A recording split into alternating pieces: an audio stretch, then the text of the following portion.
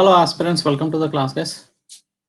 Welcome Brahmanandam, Narsimha, AB, Gauri, Venkat Surendra, Pavan, Saumya, Ramadevi, Kamala, Sweetheart, Naidu, Satish, Sai Saumya, Shankar, Venkanna, Upendra. Welcome you all guys, welcome to the class. ఒక్కసారి బ్రీఫ్గా అన్అకాడమీ గురించి మీకు తెలియజేస్తాను. Okay, so Unacademy అనేది one of the largest online platform. Okay, ఇక్కడ మనకి unlimited live and recorded classes అందించడం అనేది జరిగింది. చాలా మంది బెస్ట్ ఎడ్యుకేటర్స్ ఇక్కడ వర్క్ చేస్తున్నారు. నేను Mohan Banerjee Reddy, one of the best educator. అలాగే మీకు ఇక్కడ శైలజ మ్యామ్ ఉన్నారు. AP history, Indian history, geography అన్ని కూడా డిస్కస్ చేయడం అనేది జరుగుతుంది. And at the same time key features of Unacademy అంటే ఆల్మోస్ట్ ఒక 30+ ఫ్యాకల్టీస్ ఇక్కడ వర్క్ చేయడం అనేది జరుగుతుంది. ప్రతి ఒక్కళ్ళు డిఫరెంట్ సబ్జెక్ట్ చెప్తారు కాబట్టి మీకు చాలా వరకు వేరియస్ ఆప్షన్స్ ఉంటాయి అని చెప్పని తెలియజేస్తున్నాను.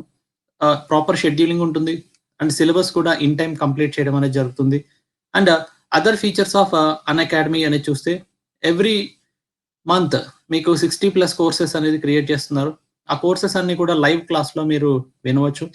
అలాగే మనకి ఫ్రీ స్పెషల్ క్లాసెస్ ఉన్నాయి, ఎక్స్పీరియన్స్డ్ ఎడ్యుకేటర్స్ ఉన్నారు, ఇంటరాక్టివ్ పోల్స్ ఉంటాయి, doubt clearing sessions, MCQ test series, personal guidance, study from home, EMI payment option, ఇవన్నీ కూడా కీ ఫీచర్స్ ఆఫ్ అన్అకాడమీ అని చెప్పని తెలియజేశారు. Okay, and at the same time మనకి live test series ఉంది, mentorship programme, answer writing sessions, PDF ఫార్మాట్లో study material అనేది అందిస్తాం. అండ్ ఇక్కడ మనకి చాలా వరకు ఫ్రీ స్పెషల్ క్లాసెస్ ఉంటాయి. నా స్పెషల్ క్లాసెస్ వచ్చి మీకు కరెంట్ అఫైర్స్ క్లాసెస్ ఉన్నాయి. 29th అండ్ 30 ఈ 2 days కూడా మీకు 3 PM సెషన్ అనేది ఉంటుంది. అందరూ కూడా ఈ సెషన్ అనేది అటెండ్ అవ్వచ్చు. Okay, so all educator classes చూడొచ్చు సార్. యా, సబ్స్క్రిప్షన్ ఒకసారి తీసుకుంటే మీరు ఇక్కడ ఆల్మోస్ట్ 30+ ఎడ్యుకేటర్స్ ఉన్నారు. అందరి క్లాసెస్ కూడా మీరు చూడవచ్చు. Okay, so that is the advantage of Unacademy. So ఒక ఫ్యాకల్టీకి రిఫరల్ కోడ్ ఉపయోగిస్తే ఒకళ్ళే అని కాదు, ఎవరి క్లాసెస్ అన్నా మీరు చూడవచ్చు. So that is the advantage. And అలాగే మనకి Indian polity, Indian economy, AP economy and Telangana economy, వీటికి రేంజ్ ఆఫ్ క్లాసెస్ అనేది నేను రికార్డెడ్ క్లాసెస్ చేయడం జరిగింది. ఆ క్లాసెస్ అన్ని కూడా మీరు చూడవచ్చు. అయితే రేపు మటుకు 29, 30 మీకు 3 PM స్పెషల్ క్లాసెస్ అనేవి ఉంటాయి. Okay, so these are the some of the points you need to remember. So మీ క్లాసెస్ ఫ్రీ ఉంటాయి సార్. నా క్లాసెస్ అన్ని కూడా ఈ స్పెషల్ క్లాసెస్ ఏవైతే చేశానో అవన్నీ ఫ్రీగా అవైలబుల్ ఉంటాయండి. సో కొన్ని పెయిడ్ క్లాసెస్ ఉంటాయి, వాటిని రెగ్యులర్ క్లాసెస్ అంటాం, ప్లస్ క్లాసెస్ అంటాం. అక్కడ మనకి నెక్స్ట్ కమింగ్ డేస్లోని ఒకటి crash course on economy of Andhra Pradesh, ఇది మనకి 2nd November నుంచి స్టార్ట్ అవుతుంది, 7 PM స్టార్ట్ అవుతుంది. అలాగే మనకి complete course on Indian polity. So Indian polity మీద ఒక ఆల్మోస్ట్ ఒక 70+ hours క్లాస్ అనేది మీకు జరుగుతుంది. ఆ క్లాసెస్ అన్ని కూడా మీరు అటెండ్ అవ్వచ్చు. అది కూడా మీకు 2nd November 3 PM నుంచి స్టార్ట్ అవుతుంది. సో ఈ 2 కోర్సెస్ అనేవి paid courses, full length courses, మొత్తం అటెస్ట్రెచ్ బేసిక్స్ నుంచి కరెంట్ అఫైర్స్ మొత్తం అన్ని కూడా కవర్ చేయడం అనేది జరుగుతుంది. అండ్ మీకు స్పెషల్ క్లాసెస్లోని ఎంసీక్యూ టెస్ట్స్ అనేవి కూడా కండక్ట్ చేస్తాను. ఓకే, సో పాలిటీ నేను చెప్తానండి. సో పాలిటీ అనేది కూడా మీరు అటెండ్ అవ్వచ్చు. ఓకే, సో ఇలా 70 hours అనేది మనకి పాలిటీ క్లాసెస్ అనేవి జరుగుతాయి. ఎప్పటి నుంచి స్టార్ట్ అవుతుందంటే November 2nd నుంచి స్టార్ట్ అవుతుంది. Sir any difference between the crash and comprehensive? So crash course అని చెప్పానంటే ఏంటంటే with respect to AP economy చెప్పాలి అంటే మీకు క్రాష్కి కాంప్రహెన్సివ్కి పెద్ద డిఫరెన్స్ ఉండదు. సో క్రాష్ కోర్స్ అనేది మీకు ఆల్మోస్ట్ ఒక 20+ క్లాసెస్ నేను క్రియేట్ చేశాను. అదే కాంప్రహెన్సివ్ అయితే ఒక 5-6 క్లాసెస్ ఎక్స్ట్రా ఉంటాయి అంతే. బట్ అవన్నీ కూడా నేను ఇక్కడ కవర్ చేస్తాను. బట్ కాబట్టి మీరు ఆంధ్రప్రదేశ్ ఎకానమీ కోర్స్ అనేది మీరు కంటిన్యూ చేయొచ్చు. ఆల్మోస్ట్ ప్రతి టాపిక్ కూడా మీకు కవర్ చేయడం అనేది జరుగుతుంది. నెక్స్ట్ అలాగే మనకి ఇక్కడ యూట్యూబ్ సెషన్స్ అనేవి జరుగుతాయి. ఎవ్రీ డే చాలా వరకు యూట్యూబ్ సెషన్స్ జరుగుతున్నాయి. సో అందులోని నా క్లాసెస్ అయితే కరెంట్ అఫైర్స్ అనేది 9:30 PM జరుగుతుంది. సో ఇక్కడ మనకి ఏ రోజు అయితే మీకు న్యూస్ వస్తున్నాయో daily news paper analysis MCQs రూపంలో మనం ఇక్కడ డిస్కస్ చేస్తాం. ఓకే, లేదంటే డైలీ కరెంట్ అఫైర్స్ అనాలిసిస్ అనేది ఎంసీక్యూస్ రూపంలో డిస్కస్ చేస్తాం. మీరు యూట్యూబ్లోని అన్అకాడమీ ఏపీపీఎస్సీ టీఎస్పీఎస్సీ అని టైప్ చేస్తే మీకు ఆ క్లాసెస్ అన్ని కూడా అవైలబుల్లో ఉంటాయి. సో ఇలా మీరు ఈ క్లాసెస్ అన్ని కూడా మీరు వినవచ్చు. అండ్ ఎవరైనా కొత్తగా మీరు జాయిన్ అయ్యి ఉంటే అన్అకాడమీలోని మీరు మోహన్ బి లైవ్ అనే రిఫరల్ కోడ్ అనేది ఉపయోగిస్తే 10% ఆఫ్ అనేది వస్తుంది. ఓకే. అంటే 6 మంత్స్, 12 మంత్స్, 24 మంత్స్ ఇలా రేంజ్ ఆఫ్ ఆప్షన్స్ అనేది అన్అకాడమీ వాళ్ళు ప్రతి ఒక్కరికి కూడా అందిస్తున్నారు. అండ్ ఒక సబ్స్క్రిప్షన్ ప్రొసీజర్ ఎలా ఉంటుందంటే యాప్ ఇన్‌స్టాల్ చేసుకోవాలి మొబైల్ ఫోన్‌లోని. తర్వాత గెట్ సబ్స్క్రిప్షన్ ఉంటుంది. అది క్లిక్ చేస్తే ఈ పేజ్ ఓపెన్ అవుతుంది. ఇక్కడ ఏదో ఒకటి మంత్ సెలెక్ట్ చేసుకోవాలి. సో, యూజువల్‌గా ఏంటంటే నా సజెషన్ అయితే 12 మంత్స్ కానీ, 24 మంత్స్ కానీ తీసుకుంటే లాంగ్ టర్మ్‌లో మీకు హెల్ప్‌ఫుల్‌గా ఉండొచ్చు. అండ్ ఇక్కడ మీకు ఎంటర్ రిఫరల్ కోడ్ అన్నారు. ఆ రిఫరల్ కోడ్ ప్రతి ఒక్క ఫ్యాకల్టీకి ఒక రిఫరల్ కోడ్ ఉంటుంది. నా రిఫరల్ కోడ్ వచ్చి మోహన్ బి లైవ్ అనేది నా రిఫరల్ కోడ్. సో, ఈ రిఫరల్ కోడ్ ఎంటర్ చేస్తే మీకు 10% ఆఫ్ అనేది వస్తుంది. సో, 10% ఆఫ్ అనేది వస్తుంది. So, these are the some of the points you need to remember. అలాగే మీకు ఈఎంఐ ఆప్షన్ అనేది కూడా అన్అకాడమీ వాళ్ళు అందిస్తున్నారు. డెబిట్ కార్డ్ ద్వారా అందిస్తున్నారు. క్రెడిట్ కార్డ్ ద్వారా కూడా మీరు పే చేయొచ్చు. So, these are the basic features of Unacademy. మొత్తం అన్నీ కూడా మీకు తెలియజేశాను. ఈరోజు మన క్లాస్ వచ్చి ఏంటంటే డైలీ కరెంట్ అఫైర్స్ ఏవైతే వస్తున్నాయో అవి అక్టోబర్ మంత్‌కి సంబంధించినవన్నీ కూడా రివిజన్ రూపంలో ఎంసీక్యూస్ అడగడం అనేది జరుగుతుంది. సో, మీకు ఆన్సర్ వచ్చినా రాకున్నా గానీ మీరు అటెంప్ట్ చేయండి. సో, క్వెషన్ ఏ విధంగా వస్తుంది and at the same time మీరు ఆ క్వెషన్‌కి ఆన్సర్ ఎలా ఉండొచ్చు, మీకున్న నాలెడ్జ్ తోటి ఆన్సర్ చేయడానికి ప్రయత్నించండి. సో, అక్కడ 100% రావాలి అని చెప్పని ఆన్సర్ చేయలేకపోతే మీకు నాలెడ్జ్ లేదు అని చెప్పని అనుకోవద్దు. సో, ఇప్పటి నుంచి మీరు కరెక్ట్‌గా అనలైజ్ చేసి ఎక్స్‌ప్లనేషన్ అనేది విని ఆ కరెంట్ అఫైర్స్ జరిగిందని గుర్తుపెట్టుకుంటే సో, నెక్స్ట్ కమింగ్ డేస్‌లో ఎప్పుడైనా ఎగ్జామ్ జరిగినప్పుడు మీకవి చాలా వరకు హెల్ప్‌ఫుల్‌గా ఉంటాయి. So, that should be the strategy. ఎందుకంటే చాలా మంది ఏంటంటే ఆన్సర్ చేయలేకపోతే ఏంటంటే డీమోటివేట్ అవుతారు. అలా డీమోటివేట్ అయితే అవ్వకూడదు అని చెప్పని నేను తెలియజేస్తున్నాను. Okay. So, with this note shall we start the class? Welcome Divyasri, Prashanthi, Balaji Nayak, Kavya, Joshna, Rakesh, Apoorva, Chandu, Balu Yadav, అలాగే Srinidhi, Ramesh Kumar, Bharathi, Bunny and Nagamani, Narasimha, Shiva, Munish. Welcome you all guys. Thota Srinu, Sai Chand, Anil Kumar. Okay. So, welcome you all guys. Okay. So, with this note first question అనేది డిస్కస్ చేద్దామండి. సో, మనకి ఏదైతే డిస్కస్ చేస్తున్నామో ఈ exams అన్నిటికి కూడా ఈ కరెంట్ అఫైర్స్ ఉపయోగపడతాయి. ఓకే.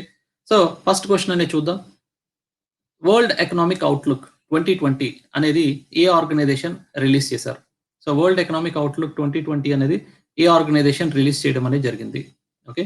సో, ఆన్సర్ చేయడానికి ప్రయత్నించండి. సో, రీసెంట్‌గా మీకు ఈ రిపోర్ట్ అనేది రిలీజ్ చేశారు. ఏ ఆర్గనైజేషన్ రిలీజ్ చేశారు? Option A World Bank, option B IMF, option C World Economic Forum, option D United Nations. So, ఇక్కడ మీకు వరల్డ్ ఎకనామిక్ అవుట్‌లుక్ రిలీజ్ చేసిన ఆర్గనైజేషన్ పేరేంటి? Okay. So, 50% of the people కరెక్ట్‌గా answer చేశారు. Very good. Okay. So, ఇక్కడ మనకి various organizations కొన్ని reports అనేది పబ్లిష్ చేస్తూ ఉంటారు. ఆ రిపోర్ట్స్ అన్నీ కూడా మీరు గుర్తుపెట్టుకొని ఏముంది అనేది బ్రీఫ్‌గా గుర్తుపెట్టుకోవాలి. అలాగే మీకు ఎవరు పబ్లిష్ చేశారు అనేది కూడా గుర్తుపెట్టుకోవాలి. Welcome Satish and Bala. Welcome to the class. So, ఇక్కడ మనకి ఈ రిపోర్ట్ ఎవరు పబ్లిష్ చేశారు అని చెప్పని చూస్తే ఇట్ ఈస్ ఐఎంఎఫ్. ఐఎంఎఫ్ అంటే ఇంటర్నేషనల్ మానిటరీ ఫండ్ అని చెప్పని అంటారు.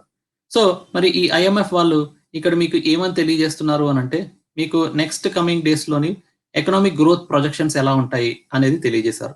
అంటే వరల్డ్ మొత్తం అంతా తీసుకుంటే వరల్డ్ అవుట్‌పుట్ అనేది తీసుకుంటే జీడీపీ పాయింట్ ఆఫ్ వ్యూలో తీసుకుంటే మనకి 2019లో 2.8% రిజిస్టర్ అయింది.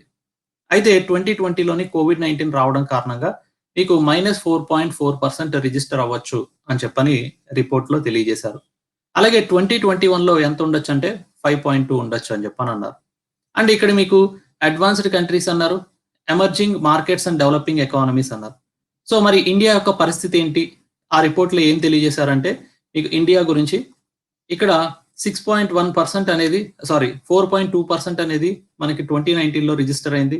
అలాగే మీకు -10.3% జీడీపీ డిక్లైన్ అవ్వచ్చు 2020లో అంటున్నారు. అలాగే 8.8% అనేది 2021లో మళ్ళీ ఇంక్రీజ్ అవ్వచ్చు అని చెప్పని తెలియజేశారు. ఓకే. సో, ఇక్కడ మీకు గుర్తుపెట్టుకోవాల్సింది ఏంటంటే 2020లోని అన్ని కంట్రీస్ కూడా నెగెటివ్ గ్రోత్ రేట్ అనేది రిజిస్టర్ అయితే ఓన్లీ ఒక్క కంట్రీ మాత్రం పాజిటివ్ గ్రోత్ రేట్ అనేది రిజిస్టర్ అయింది. That is China. So, world economic outlook ప్రకారంగా ఐఎంఎఫ్ వాళ్ళు ఏమంటున్నారంటే China is the only country 2020లో పాజిటివ్ గ్రోత్ రేట్ అనేది రిజిస్టర్ అయింది అని చెప్పని తెలియజేశారు. And at the same time 2021లోని మీకు ఫాస్టెస్ట్ గ్రోయింగ్ ఎకానమీ ఏది ఉండొచ్చు అంటే ఇట్ ఈస్ ఇండియా అని చెప్పని కూడా తెలియజేశారు. Okay, so those are the some of the points you need to remember with respect to examination point of view. అయితే మీకు ఈ ఇంటర్నేషనల్ మానిటరీ ఫండ్ వాళ్ళు ఈ వరల్డ్ ఎకనామిక్ అవుట్లుక్ ని ఎప్పుడెప్పుడు రిలీజ్ చేస్తారంటే ఏప్రిల్లో ఒకసారి రిలీజ్ చేస్తారు, అక్టోబర్లో ఒకసారి రిలీజ్ చేస్తారు. సో ఇలా ఇయర్లీ మీకు ట్వైస్ రిలీజ్ చేయడం అనేది జరుగుతుంది. So that is the point you need to remember.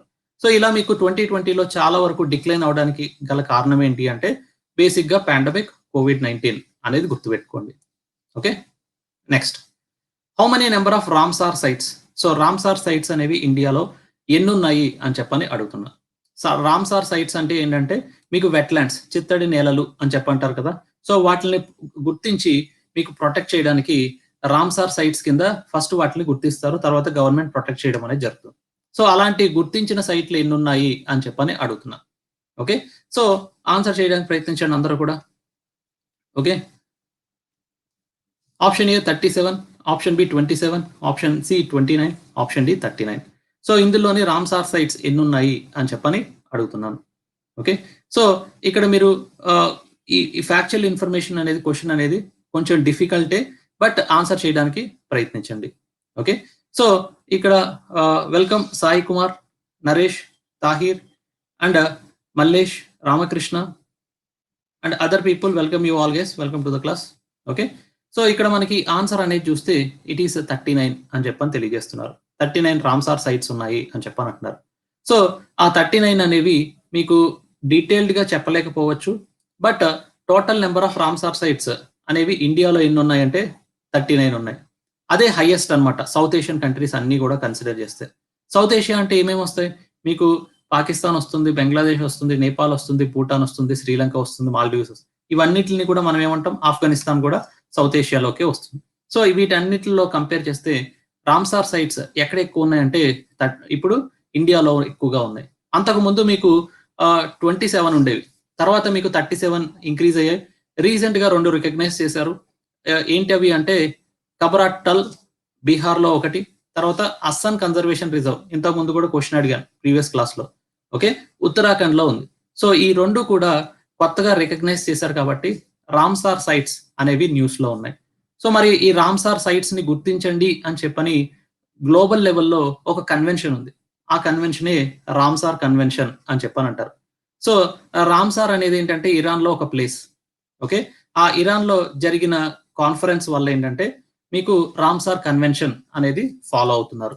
So ఇక్కడ మీకు ఇంటర్ గవర్నమెంటల్ బాడీ అన్నమాట ఈ రామ్సార్ కన్వెన్షన్ అనేది. సో ప్రతి ఒక్క కంట్రీ ఎవరైతే ఆ రామ్సార్ కన్వెన్షన్ సైన్ చేస్తారో వాళ్ళందరూ కూడా వెట్లాండ్స్ గురించి, వాటిని కాపాడడం గురించి స్టెప్స్ అనేది తీసుకుంటారు. పాలసీలో కొన్ని ప్రోగ్రామ్స్ అనేది అమలు చేస్తూ ఉంటారు. అలా మనం ఇండియా కూడా 1982లోని సైన్ చేసాం. అలాగే రామ్సార్ సైట్స్ ని గుర్తించడం అనేది స్టార్ట్ చేసాం. సో ఇప్పుడు 2020 కల్లా ఎన్ని ఉన్నాయి, ఎన్నిటిని గుర్తించారంటే 39 నెంబర్ ఉన్నాయి అనేది గుర్తుపెట్టుకోండి. Okay, so these are the some of the points you need to remember. So ఒక్క సైట్ అనేది రికగ్నైజ్ చేయలేదు, స్టార్టింగ్ లో అన్ని కలిపి మీకు ఒక 10 దాకా గుర్తించడం అనేది జరిగింది.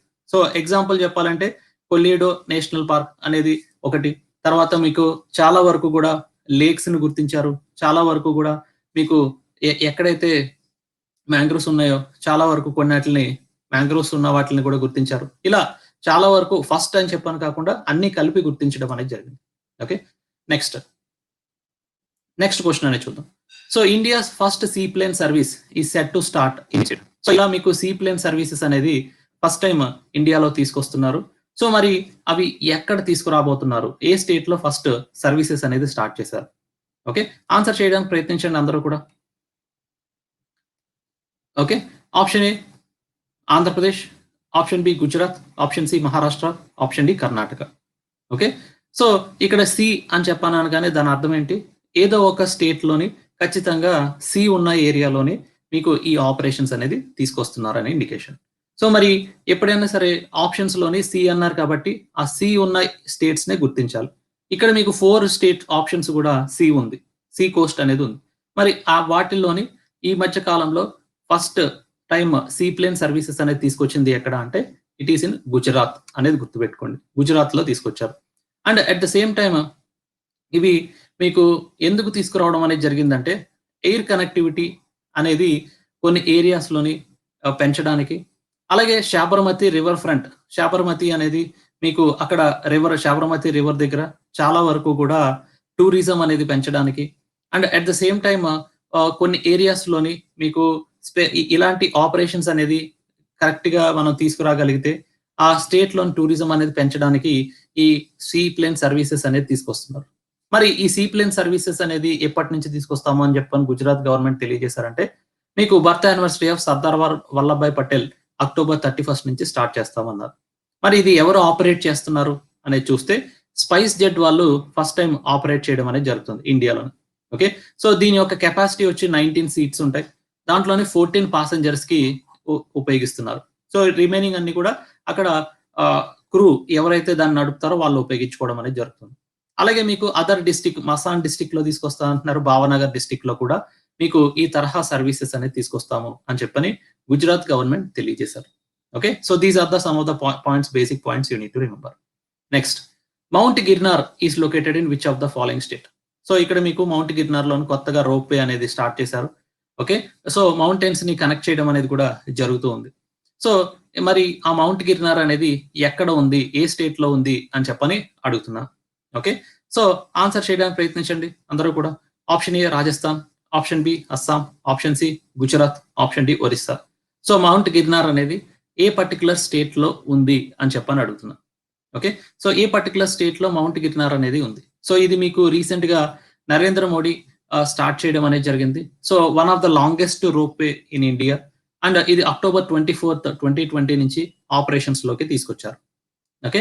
So these are the some of the basic information you need to remember. Okay. ఇక్కడ మరి ఆన్సర్ అనేది చూస్తే ఇట్ ఈస్ గుజరాత్ అని చెప్పని తెలియజేశారు. Answer is Gujarat. సో మరి ఈ గిర్నార్ దగ్గర చాలా వరకు మౌంటైన్ రేంజెస్ అనేవి ఉన్నాయి. ఆ మౌంటైన్ రేంజెస్ అన్నిటిని కనెక్ట్ చేయడానికే ఈ రోప్ వే ప్రాజెక్ట్ అనేది స్టార్ట్ చేశారు. ఆల్మోస్ట్ 2.3 కిలోమీటర్స్ రోప్ వే అనేది కన్‌స్ట్రక్షన్ చేయడం అనేది జరిగింది. సో ఇది ఎవరు ఎక్కువగా ఉపయోగించుకుంటారంటే, మీకు పిల్గ్రిమ్స్ ఎవరైతే అక్కడ టెంపుల్స్ ఉన్నాయి. సో జైన్ టెంపుల్స్ ఉన్నాయి. ఓకే. అలాగే హిందూ టెంపుల్స్ కూడా ఉన్నాయి. జైన్ టెంపుల్స్ అయితే గురు దత్తాత్రేయ, అలాగే గోరఖ్‌నాథ్ పీక్స్ అనేవి ఉన్నాయి. అక్కడ జైన్ టెంపుల్స్ అనేవి చాలా వరకు కన్‌స్ట్రక్షన్ చేసి ఉన్నాయి. వాటిల్ని రీచ్ అవ్వడానికి ఈ రోప్ వే అనేది చాలా ఉపయోగపడుతుంది అని చెప్పని తెలియజేశారు. And longest temple rope way in Asia అని చెప్పని కూడా తెలియజేస్తున్నారు. నెక్స్ట్, ఇక్కడ మనకి రోప్ వేస్ అనేవి అన్ని స్టేట్స్‌లో కూడా ఉన్నాయి. మోస్ట్ ఆఫ్ ద స్టేట్స్‌లో ఉన్నాయి. ఈవెన్ విశాఖపట్నంలో కూడా రోప్ వే ఉంది. అలాగే మీకు ఈ గుజరాత్‌లో కూడా చాలా రోప్ వేస్ ఉన్నాయి. ఇది 4థ్ రోప్ వే తీసుకురావడం అనేది జరిగింది అని చెప్పని తెలియజేశారు. ఈ రోప్ వేస్ వల్ల కూడా మీకు టూరిజం అనేది కూడా బాగా పెరగొచ్చు అని చెప్పని తెలియజేస్తున్నారు. So these are the some of the points you need to remember.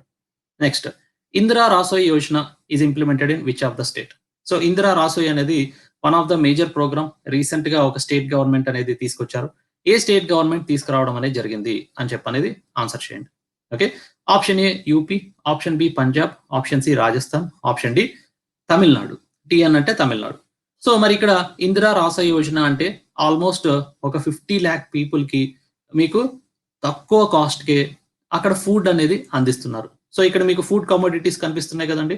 So food అనేది అందించడం అనేది జరిగింది. సో అలా మీకు 50 లాక్ పీపుల్ అంటే చాలా ఎక్కువ మందికి అందిస్తున్నారు కాబట్టే ఇందిరా రాసోయ్ యోజన అనేది ఇప్పుడు న్యూస్‌లో ఉంది. సో మరి ఏ స్టేట్ గవర్నమెంట్ ఆ పర్టిక్యులర్ ప్రోగ్రామ్ అనేది తీసుకొచ్చారు అనేది గుర్తించండి. సో మీరిక్కడ కరెక్ట్‌గా అనలైజ్ చేస్తే మీరు ఎలిమినేషన్ పద్ధతి ద్వారా కూడా ఆన్సర్ చేయొచ్చు. ఒకవేళ మీకు అక్కడ కరెక్ట్‌గా మీకు ఆన్సర్ తెలియకపోతే. ఇందిరా అని చెప్పనగానే కాంగ్రెస్ రూల్డ్ స్టేట్స్ అనేది గుర్తించాలి. సో కాంగ్రెస్ రూల్డ్ స్టేట్స్ అని చెప్పనంటే మీకు ఓన్లీ 2 స్టేట్స్ ఉన్నాయి. పంజాబ్ గాని, రాజస్థాన్ గాని. సో ఇక్కడ మీకేంటి ఈ 2 ఎలిమినేట్ చేశారు. మిగిలింది పంజాబ్, రాజస్థాన్. సో మీకున్న అనాలిసిస్ తోటి మీకు అక్కడ ఆన్సర్ చేయడానికి ప్రయత్నించారు. ఎప్పుడైనా సరే గుర్తించండి 50, 50 అని చెప్పని. 50, 50 అంటే 2 ఆప్షన్స్ అనేది ఎలిమినేట్ చేశారు. అప్పుడు మీకు ఆన్సర్ కరెక్ట్ అవ్వడానికి ఎంత ఉంటుంది? 50% ఛాన్స్ ఉంటుంది. అలా 50% ఛాన్స్ ఉన్న ప్రతి క్వెషన్ కూడా మీరు ఆన్సర్ చేయాలి. ప్రతి ఎగ్జామ్‌లో ఎప్పుడైనా సరే గుర్తుపెట్టుకోండి. ఎప్పుడంటే నెగెటివ్ మార్కింగ్ ఉన్న ఎగ్జామ్స్ అన్నిటిలో కూడా 50% ఉన్న ఆప్షన్స్ అన్నీ కూడా ఆన్సర్ చేయాలి. ఓకే. రిమైనింగ్ మీకు అస్సలు తెలియనివి అసలు ఆన్సర్ చేయకూడదు. ఎందుకంటే ఎప్పుడైనా సరే అలా ఆన్సర్ చేయడం వల్ల ఎక్కువ నెగెటివ్ మార్క్స్ అనేవి పోయే ఛాన్సెస్ ఎక్కువ ఉంటాయి. ప్రాబబిలిటీ ఎక్కువ ఉంటుంది. ఓకే. నెక్స్ట్ ఇక్కడ మనకి ఆన్సర్ అనేది చూస్తే ఇట్ ఈస్ రాజస్థాన్ అని చెప్పని తెలియజేశారు. ఓకే, సో ఇక్కడ మీకు 50 lakh పీపుల్కి మీకు ప్రతి ఒక్కరికి కూడా భోజనం అనేది అందిస్తాము అని చెప్పన్నారు. ఈ స్కీమ్ అనేది ఆగస్టు 2020లో తీసుకొచ్చారు. అండ్ దీని యొక్క ముఖ్య ఉద్దేశం ఏంటంటే న్యూట్రిటివ్ ఫుడ్ పూర్ పీపుల్ అందరికీ కూడా అందించాలి, అట్లీస్ట్ 2 సార్లకు ఒకసారి అందించాలి అని చెప్పాలంటున్నారు కన్సెషన్ రేట్స్ లోని. And at the same time ఈ ప్రోగ్రామ్ అనేది మీకు వరల్డ్ ఫుడ్ డే సందర్భంగా మీకు ఈ స్టార్ట్ చేశారు. And at the same time మీకు అమలు చేయడం అనేది జరుగుతుంది.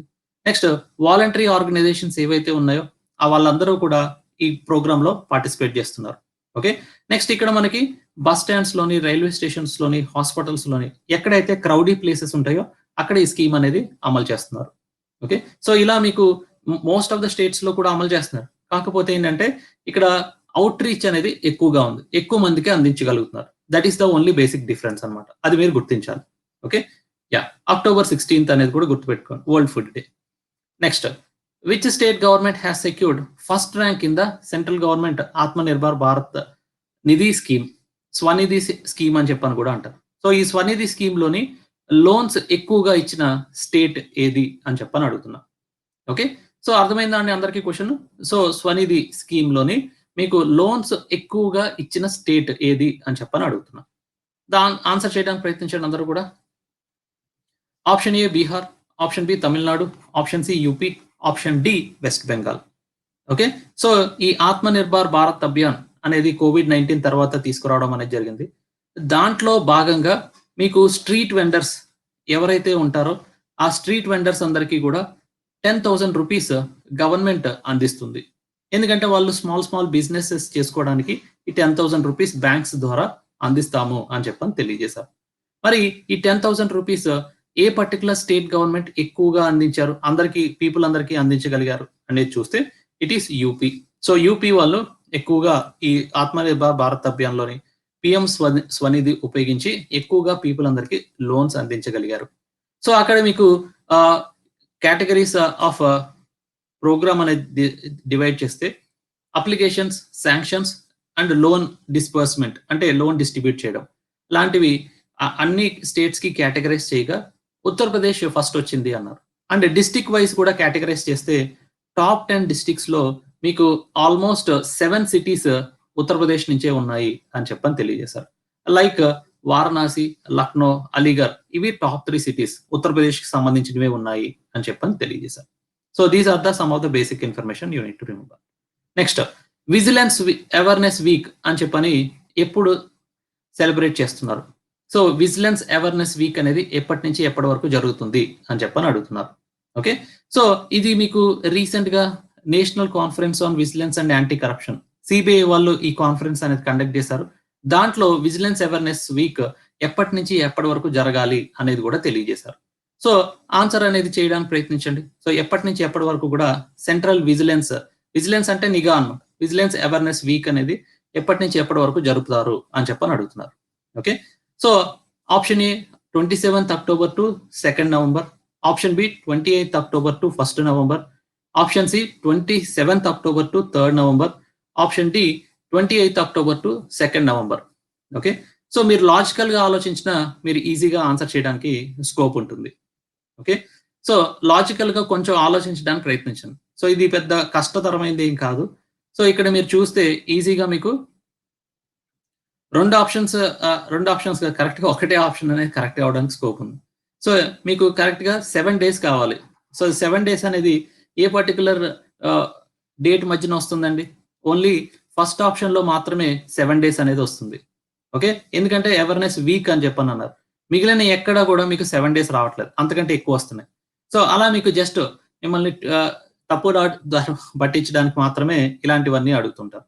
ఓకే, సో ఇక్కడ మనకి ఆ ఆన్సర్ అనేది చూస్తే 27th October to 2nd November అనేది తెలియజేశారు. అయితే మరి ఈ కాన్ఫరెన్స్ అనేది ఎవరు కండక్ట్ చేశారు అంటే సిబిఐ వాళ్ళు కండక్ట్ చేశారు, సెంట్రల్ బ్యూరో ఆఫ్ ఇన్వెస్టిగేషన్ వాళ్ళు.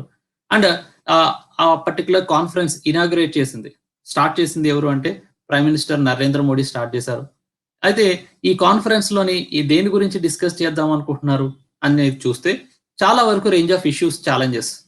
దేని గురించి అంటే మీకు జ్యూరిస్డిక్షన్ గురించి, ఫారెన్ జ్యూరిస్డిక్షన్ గురించి, అలాగే మీకు ప్రివెంటివ్ విజిలెన్స్, ఎఫెక్టివ్ ఆడిటింగ్ ఎలా చేయాలి అనే దాని గురించి, అలాగే ప్రివెన్షన్ ఆఫ్ కరప్షన్ యాక్ట్ ని చేంజెస్ చేశారు, అది ఎలా అమలు అవుతుంది అనే దాని గురించి, అండ్ చాలా వరకు కూడా యాంటీ కరప్షన్ కి సంబంధించి మన దగ్గర కెపాసిటీ బిల్డింగ్ ట్రైనింగ్ సెంటర్స్ ఉన్నాయా లేదా అనే దాని గురించి డిస్కస్ చేశారు. అండ్ నెక్స్ట్ కమింగ్ డేస్ లోని మనకి విజిలెన్స్ అని చెప్పాలంటే నిఘా వర్గాలు అనేవి పెంచుకోవాలి అంటే ఏం చేయాలి అనే దాని గురించి ఈ 3 day కాన్ఫరెన్స్ లోని మీకు డిస్కస్ చేయడం అనేది జరిగింది. సో అక్కడ మీకు విజిలెన్స్ అవేర్నెస్ వీక్ అని చెప్పని తెలియజేస్తూ 27th October to 2nd November వరకు కూడా కండక్ట్ చేశారు. Okay, so that is the point you need to remember. Next, world polio day is celebrated on which day? So world polio day అనేది ఏ రోజున జరుపుతారు అని చెప్పని అడుగుతున్నాను. ఓకే, సో ఆన్సర్ చేయడానికి ప్రయత్నించండి. Option A October 23rd, option B October 24th, option C October 25th, option D October 26th. So ఇక్కడ మీకు రేంజ్ ఆఫ్ డేట్స్ అనేది ఇచ్చారు. సో ఆ డేట్స్ ప్రకారంగా వరల్డ్ పోలియో డే అనేది ఏ రోజున జరపడం అనేది జరుగుతుంది అని చెప్పని అడుగుతున్నారు. Okay, so very good, 65% of the people correct గా ఆన్సర్ చేశారు, 67%. ఓకే, సో ఇక్కడ మీరు ఏంటంటే కొన్ని డేస్ అనేది మనం ఖచ్చితంగా గుర్తుపెట్టుకోవాలి. అందులోని ఈ పోలియో డే అనేది వెరీ ఇంపార్టెంట్, అడగడానికి స్కోప్ ఉంది చాలా ఎగ్జామ్స్ లో. ఓకే, సో ఈ వరల్డ్ అంటే ఇక్కడ మీకు October 24th అనేది చాలా వరకు గుర్తుపెట్టుకోండి. నియర్లీ 4-5 days కూడా ఉన్నాయన్నమాట ఇక్కడ. ఓకే, ఇక్కడ వరల్డ్ పోలియో డే ఒకటి, యుఎన్ఓ డే ఒకటి, సో అలాగే మీకు I think blue Vel day అని చెప్పని కూడా ఈ రోజే 24th అంటారు. సో అలా మీకు 4 ఉన్నాయి మొత్తం.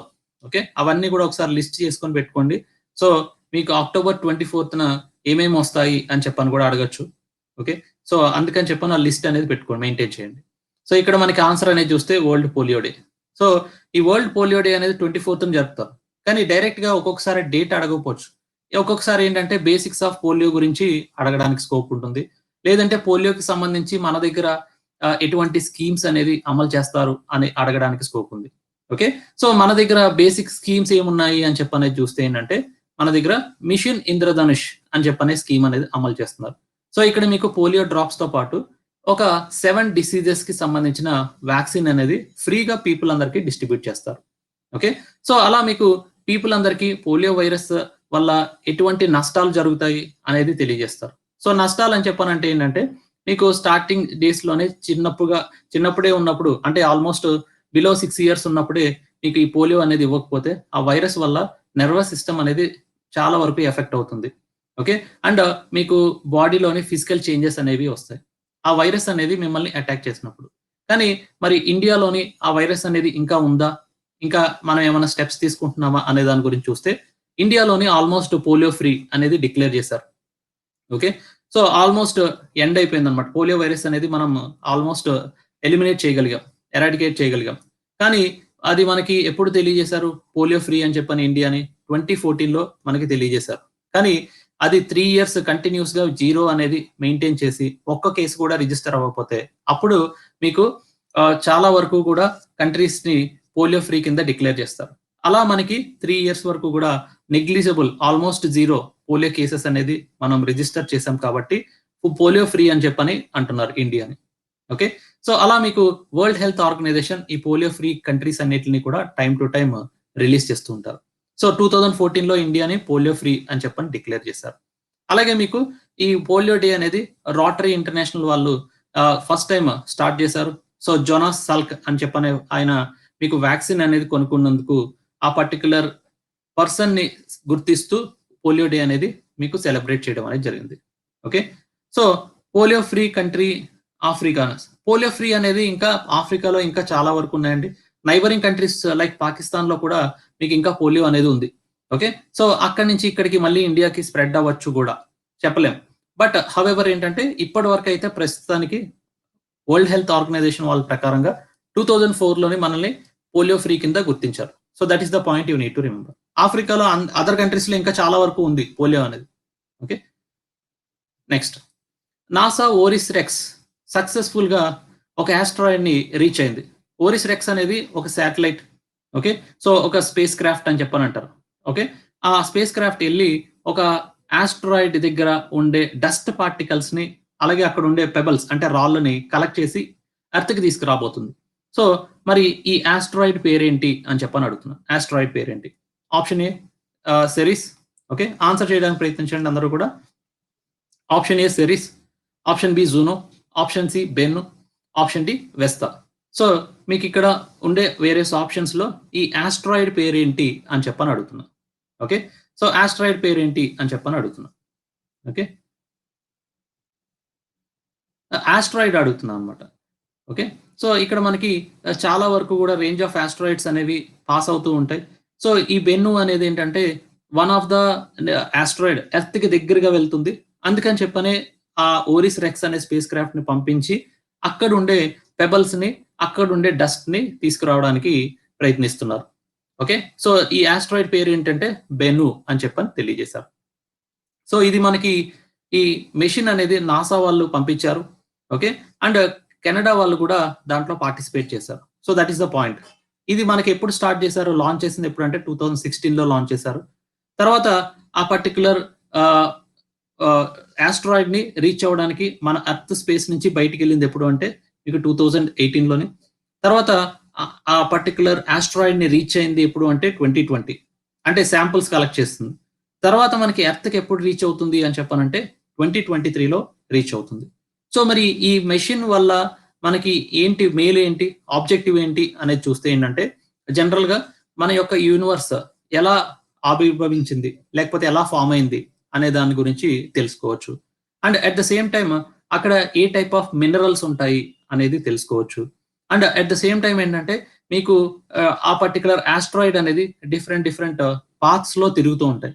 అవి ఎందుకు అలా ఆ పర్టికులర్ పాత్ లో తిరుగుతున్నాయి అనే దాని గురించి వేరియస్ ఆన్సర్స్ వాటిలో కలెక్ట్ చేసిన శాంపుల్స్ నుంచి మనం తెలుసుకోవచ్చు. అందుకని చెప్పనే మనకి ఈ స్పేస్ క్రాఫ్ట్ అనేది మెషిన్ అనేది చాలా ఇంపార్టెంట్. ఆ స్పేస్ క్రాఫ్ట్ మెషిన్ ఏంటంటే ఓరిస్ రెక్స్ మెషిన్ అనేది గుర్తుపెట్టుకోండి అందరూ కూడా. Okay, so these are the some of the basic information you need to remember. Next, what is the rank of India in the Ookla Speed Test Global Index 2020 in terms of mobile internet speed? So mobile internet speed అనేది మనం consider చేస్తే మనకి speed test అనేది ఎలా తెలుస్తుంది అంటే ఓక్లా అనే company వాళ్ళు రిలీజ్ చేస్తూ ఉంటారు జనరల్ గా ఎవ్రీ ఇయర్ స్పీడ్ టెస్ట్ అనేది చేసి. సో మరి అందులోని ఇండియా యొక్క ర్యాంక్ ఎంత ఉంది అని చెప్పని అడుగుతున్నా. ఓకే, సో ఆన్సర్ చేయడానికి ప్రయత్నించండి అందరూ కూడా. Option A 126, option B 131, okay, option C 114, option D 103. So ఇక్కడ మీకు ఓక్లా అనేది వన్ ఆఫ్ ద కంపెనీ. మీకు స్పీడ్ టెస్ట్ అనేది మెజర్ చేయడానికి చాలా వరకు వేరే సాఫ్ట్వేర్స్ అనేది డెవలప్ చేస్తూ ఉంటారు. వాళ్ళు గ్లోబల్ గా ప్రతి ఒక్క కంట్రీలోని ఎంత స్పీడ్ ఉంటుంది అనేది మెజర్ చేసి ఒక ఇండెక్స్ రిలీజ్ చేశారు. ఆ ఇండెక్స్ లో ఏంటంటే చాలా వరకు వేరియస్ కంట్రీస్ యొక్క ర్యాంకింగ్స్ అనేది తెలుసుకోవచ్చు ఇంటర్నెట్ స్పీడ్ ని బట్టి.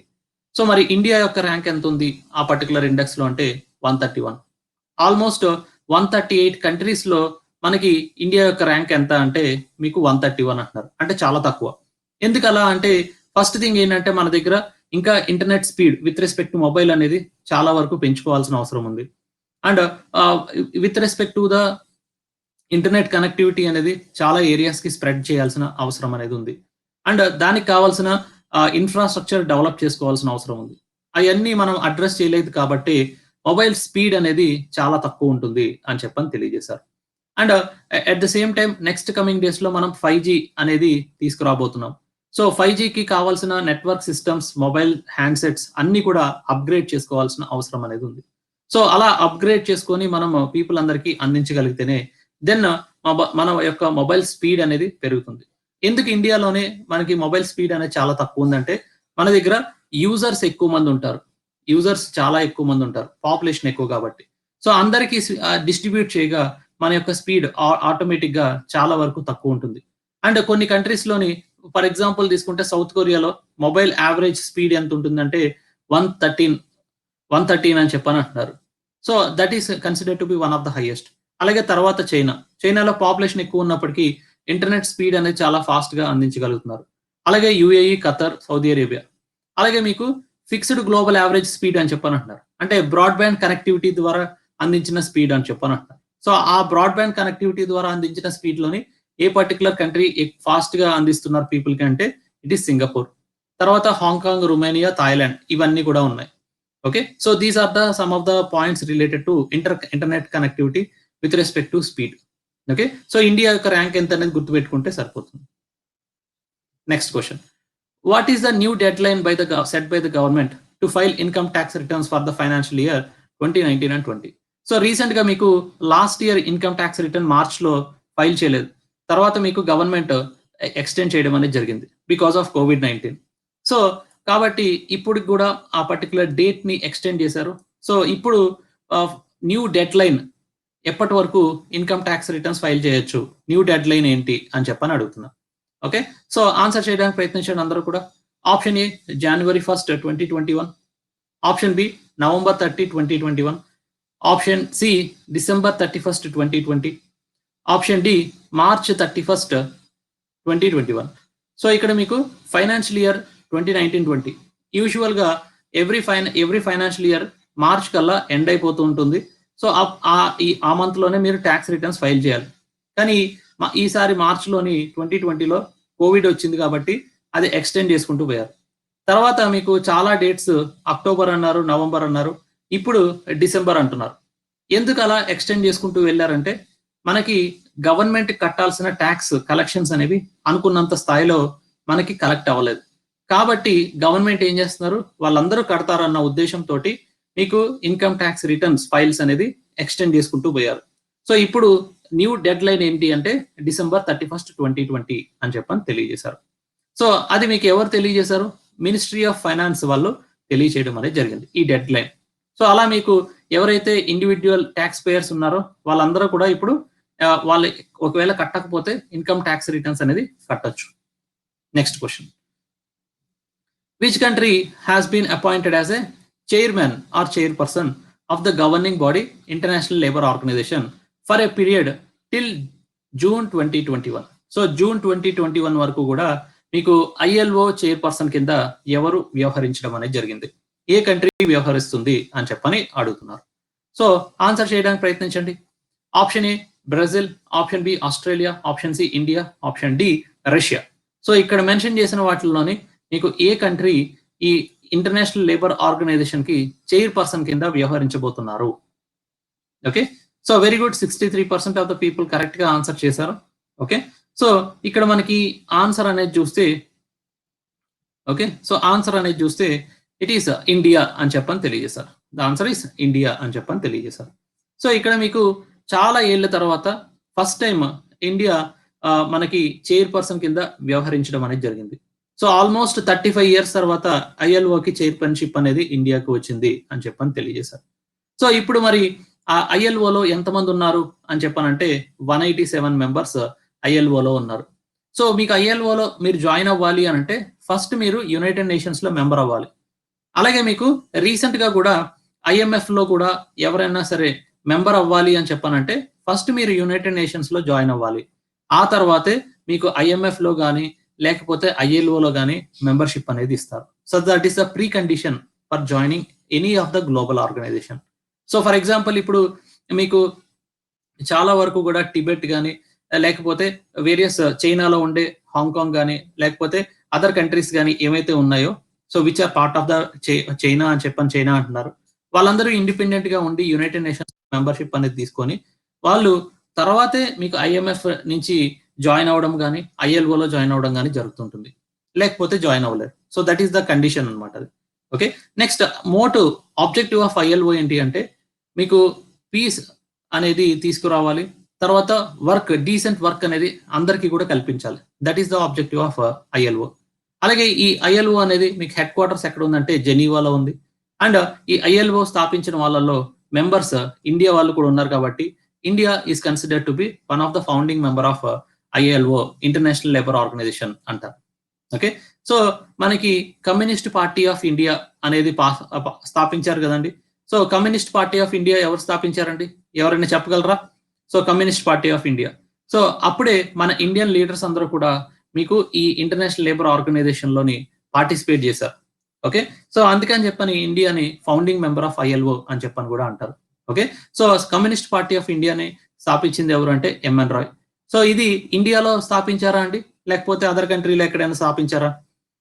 జయప్రకాష్ నారాయణ కాదు, MN రాయ్. అంతకంటే ముందు మీకు 1920లోనే మీకు ఇది స్థాపిస్తారు. ఓకే, సో ఎక్కడ స్థాపించారండి కమ్యూనిస్ట్ పార్టీ ఆఫ్ ఇండియా అనేది? Very good. సో తష్కంట్ లో మీకు స్థాపించారు. తష్కంట్ అని చెప్పనంటారు. ఓకే, తష్కంట్ అని చెప్పనంటారు. సో ఇది మనకి ఉజ్బెకిస్తాన్ లో ఉంది ఇప్పుడు. సో అలా మీకు తష్కంట్ లోని మీకు కమ్యూనిస్ట్ పార్టీ ఆఫ్ ఇండియాని స్థాపించారు. ఎందుకు అని చెప్పనంటే అప్పుడు ఈ కమ్యూనిస్ట్ పార్టీ వల్ల ఇక్కడ ఉండే పీపుల్ అందరూ కూడా రష్యన్ ఇన్ఫ్లుయెన్స్ అనేది ఉంటుంది అన్న ఉద్దేశంతో ఈ పార్టీని రానివ్వలేదు. తర్వాత మీకు ఎప్పుడైతే రష్యా వాళ్ళు థ్రెట్ కాదు, సెకండ్ వరల్డ్ వార్ లో జాయిన్ అయ్యారు అని చెప్పని ఎప్పుడైతే British and as well as Russia ఒక దాటి మీద ఉన్నారని చెప్పని అనుకున్నారో అప్పటి నుంచి కమ్యూనిస్ట్ పార్టీ ఆఫ్ ఇండియాకి ఇండియాలోని ఎలవ్ అనేది చేశారు. అంతవరకు అప్పటి వరకు ఏంటంటే కమ్యూనిస్ట్ పార్టీ ఆఫ్ ఇండియా స్థాపించినప్పటికీ వీళ్ళందరూ కూడా బ్యాన్ చేశారు కాబట్టి ఐఎన్సీలోనే కొనసాగడం అనేది జరిగింది. ఓకే, సో అలా మీకు చాలా మంది కమ్యూనిస్ట్ పార్టీ లీడర్స్ అందరూ ఇనిషియల్ గా ఐఎన్సీలో ఉన్నారు, ఇండియన్ నేషనల్ కాంగ్రెస్. తర్వాత మీకు ఎప్పుడైతే బ్యాన్ అనేది ఎత్తివేశారో అప్పుడు కమ్యూనిస్ట్ పార్టీ ఆఫ్ ఇండియాలో జాయిన్ అయ్యారు. సో ఇలా మనకి కమ్యూనిస్ట్ పార్టీ ఆఫ్ ఇండియా స్థాపించిన వాళ్ళలో ఫస్ట్ పర్సన్ ఎవరు అంటే ఎంఎన్ రాయ్ అనేది గుర్తుపెట్టుకోండి. Next, who has been appointed as the head of the advisory panel. So advisory panel అనేది ఒకటి ఫామ్ చేశారు. ఎవరు అంటే నీతి ఆయోగ్. సో మరి ఆ అడ్వైజరీ ప్యానల్ ఎందుకు ఫామ్ చేశారు అంటే అర్బన్ ప్లానింగ్ ఎడ్యుకేషన్ సిస్టమ్ లోని కొన్ని రిఫార్మ్స్, సంస్కరణలు అనేవి తీసుకురావాలి అంటున్నారు. సో మరి ఆ అడ్వైజరీ ప్యానల్ కి హెడ్ కింద ఎవరు వ్యవహరిస్తున్నారు? సో అడ్వైజరీ ప్యానల్ హెడ్ ఎవరు అని చెప్పని అడుగుతున్నారు. ఓకే, సో ఆన్సర్ చేయడానికి ప్రయత్నించండి. Option A Amitabh Kant, option B Rajiv Kumar, option C Arvind Panagariya, option D Bibek Debroy. So ఇలా మీకు డిఫరెంట్ ఆప్షన్స్ అనేది ఇచ్చారు. సో నీతి ఆయోగ్ వాళ్ళు ఎస్టాబ్లిష్ చేసిన అడ్వైజరీ ప్యానెల్లోని హెడ్ కింద ఎవరు వ్యవహరిస్తున్నారు? ఎందుకంటే ఈ మధ్య కాలంలోని అర్బన్ ఏరియాస్ లోని మీకు ఎడ్యుకేషన్ సిస్టమ్ అనేది చేంజెస్ తీసుకురావాలి. అక్కడ ఉండే అవసరాలు సౌకర్యాలను బట్టి మీకు ఈ రిఫార్మ్స్ అనేది తీసుకురావాలి. మరి ఎలా ఉండాలి అనేది ఈ ప్యానెల్ ఎస్టాబ్లిష్ చేశారు. సో మరి ప్యానెల్ హెడ్ ఎవరు అంటే ఇట్ ఈస్ రాజీవ్ కుమార్ అని చెప్పని తెలియజేశారు. సో ఆ ప్యానెల్ హెడ్ ఉన్నారంటే ఇప్పుడు current vice chairman of NITI Aayog Rajiv Kumar 14 member advisory కమిటీకి చైర్పర్సన్ కింద వ్యవహరించడం అనేది జరిగింది. ఆ కమిటీ మీకు అర్బన్ ప్లానింగ్ ఎడ్యుకేషన్ లోని రిఫార్మ్స్ తీసుకురావడానికి సజెషన్స్ అనేది ఇస్తారు. Next, what is the rank of India in the international migration outlook survey OECD? So OECD వాళ్ళు రీసెంట్ గా మీకు ఇంటర్నేషనల్ మైగ్రేషన్ అవుట్లుక్ సర్వే అనేది రిలీజ్ చేశారు. సో మరి దాంట్లో ఇండియా యొక్క ర్యాంక్ ఎంత అని చెప్పని అడుగుతున్నారు. ఓకే, సో ఇండియా యొక్క ర్యాంక్ ఎంత అని చెప్పని అడుగుతున్నారు. Option A first rank, option B second rank, option C third rank, option D fourth rank. Okay, so ఇక్కడ మీకు ఇంటర్నేషనల్ మైగ్రేషన్ అవుట్లుక్ ప్రకారంగా ఓఈసిడి వాళ్ళు రిలీజ్ చేశారు. ఓఈసిడి అంటే Organisation of Economic Cooperation and Development. So దాంట్లో మీకు rank ఎంత ఉంది అని చెప్పని అడుగుతున్నారు. ఓకే, సో ఇక్కడ మనకి మోస్ట్ ఆఫ్ ద పీపుల్ కొంచెం ఆన్సర్ అనేది తప్పు పెట్టారు, 40% కరెక్ట్ పెట్టారు. ఓకే, సో ఇక్కడ మనకి ఆన్సర్ అనేది చూస్తే ఇట్ ఈస్ సెకండ్ ర్యాంక్ అని చెప్పని అంటారు. Second rank. మరి ఈ పర్టికులర్ మైగ్రేషన్ అవుట్లుక్ అనేది ఈ దేన్ని తెలియజేస్తుంది, ఏమి ఇండికేట్ చేస్తుంది అంటే పీపుల్ అందరూ కూడా మైగ్రేట్ అవుతున్నారు ఒక ప్లేస్ నుంచి ఇంకొక ప్లేస్ కి. సో మైగ్రేషన్ అని చెప్పని అంటే ఏంటంటే జనరల్ గా ఒక ప్లేస్ 1 నుంచి ప్లేస్ 2కి వెళ్తే దాన్ని మైగ్రేషన్ అంటారు. సో మనం స్టేట్స్ పరంగా తీసుకుంటే విత్ ఇన్ ద స్టేట్ లో అవుతున్నారు, తర్వాత అవుట్ సైడ్ ద స్టేట్ కూడా అవుతున్నారు. విత్ ఇన్ ద స్టేట్ అయితే ఇంట్రా స్టేట్ మూవ్మెంట్ అని చెప్పని అంటారు. ఇంకొక స్టేట్ కి, ఒక స్టేట్ నుంచి ఇంకో స్టేట్ కి వెళ్తే ఇంటర్ స్టేట్ అని చెప్పని అంటారు. ఇంటర్ స్టేట్ మైగ్రేషన్ అని చెప్పని అంటారు. సో ఇలా మీకు ఇంట్రా స్టేట్ మైగ్రేషన్ ఉంటుంది, ఇంటర్ స్టేట్ మైగ్రేషన్ ఉంటుంది. సో ఈ మైగ్రేషన్ ఎందుకు జరుగుతుంది అండి జనరల్ గా? సో మైగ్రేషన్ అనేది ఎందుకు జరుగుతుంది? సో మైగ్రేషన్ కి రీజన్స్ ఏంటి, ఎవరైనా చెప్పగలరా? ఎందుకు మైగ్రేషన్ అనేది జరుగుతుంది? ఒకటి ఏంటంటే మీకు అర్బన్ ఏరియాస్కి వెళ్తే బెటర్ జాబ్ ఆపర్చునిటీస్ ఉంటాయి అని చెప్పని అర్థం. అంటే అది అన్నట్టు. ఓకే, ఎంప్లాయ్మెంట్ ఆపర్చునిటీస్ ఉంటాయి అని చెప్పని అర్థం. ఓకే, ఒక్కొక్కసారి ఏంటంటే ఫ్యామిలీలోని చిల్డ్రన్ ఎడ్యుకేషన్ గురించి వెళ్ళాలి అని చెప్పని కొంతమంది ఆలోచిస్తూ ఉంటారు. ఓకే, సో ఇక్కడ ఇవన్నీ కూడా పుష్ ఫ్యాక్టర్స్ అంటారు. సో జనరల్ గా ఏంటంటే ఇక్కడ మైగ్రేషన్ లో పుష్ ఫ్యాక్టర్స్ కొన్ని ఉంటాయి, పుల్ ఫ్యాక్టర్స్ అనేవి కొన్ని ఉంటాయి అన్నట్టు.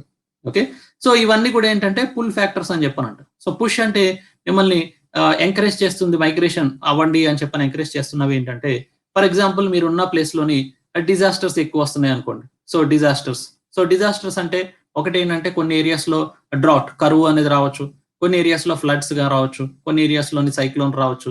సో అప్పుడు మీరు ఏదైతే నష్టపోతూ ఉంటారో అక్కడ ఉండడం వల్ల అందుకని చెప్పని అదర్ ఏరియాకి మూవ్ అవుతుంటారు. సో అందుకని చెప్పని డిజాస్టర్స్ అనేది ఫస్ట్. ఇంకొకటి ఇండియా లాంటి కంట్రీస్ లో ఏంటంటే క్యాస్ట్ సిస్టమ్ అనేది ఉంటుంది. సో అక్కడ ఎవరైనా సరే మిమ్మల్ని బాగా ఇబ్బందులు పెట్టినా, క్యాస్ట్ డిస్క్రిమినేషన్ అనేది చేసినా అప్పుడు ఏం చేస్తారు, పీపుల్ అందరూ కూడా వేరే చోటికి మూవ్ అవుతారు.